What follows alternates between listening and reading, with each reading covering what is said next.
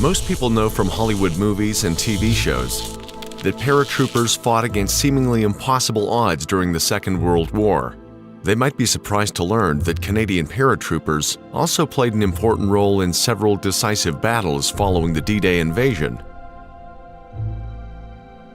This story is about a monument that was built in Alberta to memorialize those Canadian paratroopers who fought and died in France, Holland, Belgium, and Germany. The official name of the monument is the 1st Canadian Parachute Battalion Cairn, although it's commonly known as the Airborne Monument. It's located at Siffler Falls, Alberta, near Rocky Mountain House at the crossroads of Highway 11 and Highway 93. In 1994, the government of Alberta dedicated a mountain range in the Rocky Mountains to commemorate the sacrifices of the 1st Canadian Parachute Battalion. The following year, veterans in the 1st Canadian Parachute Battalion Association met at their annual general meeting and decided to bring attention to the mountain range that honored their fallen comrades. By the end of their meeting, they agreed to establish a monument to remember the sacrifices of Canadian paratroopers. The airborne veterans formed an organizing committee, and their first priority was to find a location that could be easily accessed for everyone to visit. Their plan was simple: build it near a parking lot beside a highway so people could stop and look at the cairn and also see the vast mountain range in the background. Several key individuals were involved in the project, and they included members of the organizing committee that included veterans. One of them was Walt Romanow, who served with the 1st Canadian Parachute Battalion during the Second World War. He recalled that the group met regularly in the St. Albert Royal Canadian Legion, where they discussed a variety of topics about constructing the monument. My name's Walter Romanow. I did serve with the 1st Canadian Parachute Battalion during the Second World War, and one of the units that we're discussing today, a cenotaph, a cairn that had been built in Siffler Falls area for a particular purpose.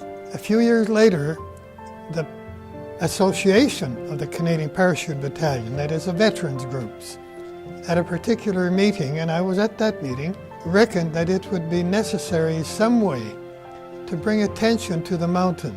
And one way of doing that, put up a big sign, I suppose, and then we got chatting and we agreed that it would be appropriate to erect a monument. And it would be near the highway so that it was a big parking lot. When people stopped, they could look at the monument and look at the mountain background. That was important. That was one of the big reasons why we decided to plant a cairn. When I say we,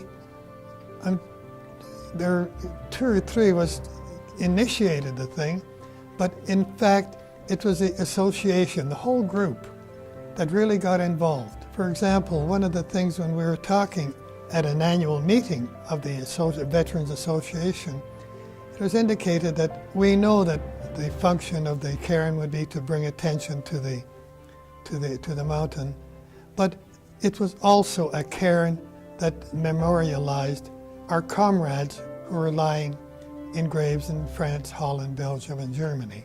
So that too was a function of the cairn.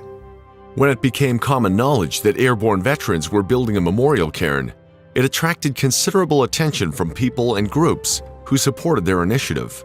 For example, the Alberta provincial government provided extremely valuable advice and support to the committee. Government representatives participated in organizing committee meetings and offered many helpful suggestions. In terms of where we received advice and help, I have to admit that it was the government of Alberta, the provincial government. They offered a lot of help. They participated in meetings, they made suggestions, and at one particular point, I was invited to meet with a fellow. He picked me up and drove me out to the site of the Siffler Falls site. Happened to have a shovel with him, and we stopped at the parking lot. He took a shovel, and we walked up a little bit of a mound, and he planted the shovel in the ground and said, "Here, this is where you want to plant your monument."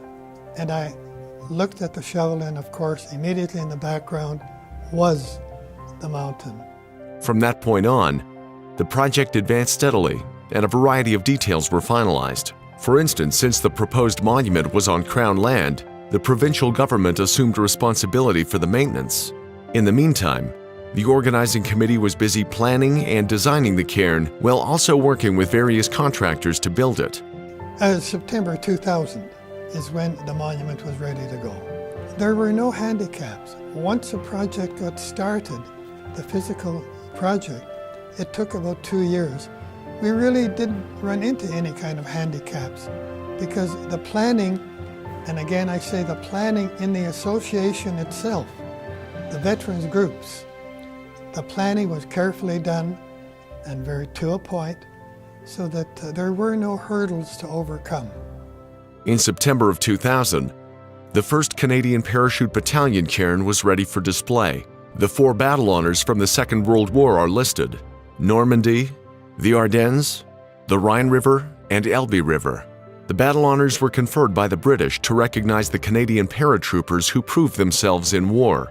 One of the things that is inscribed on the cairn, and I think this is important to mention, and again, the association agreed that we will carve on the cairn. To remember is to strive for peace amongst all nations. It wasn't a Memorial Day remembrance. It was a remembrance for all time. That our function was to, if we remembered, was to strive for peace amongst all nations.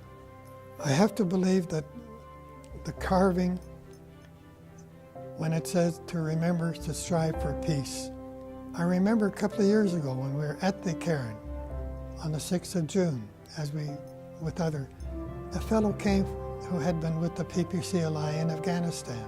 And he and I were chatting, and he came around, and he was a big fellow, and he kind of knelt down, and he read that. He said, to remember is to strive for peace amongst all nations. He looked up, and he said, that's what it's all about, isn't it? And I said, yes, that's right. That's what it's all about. And I think if we look at the role that the Cairn, in terms of what our veterans group did, that's important. To remember is to strive for peace amongst all nations. The inscription on the front of the cairn describes a brief history of the Canadian Parachute Battalion, and in large letters appear these words: to remember is to strive for peace amongst all nations. The Airborne Monument at Siffler Falls, Alberta, is intended to be a remembrance for all time.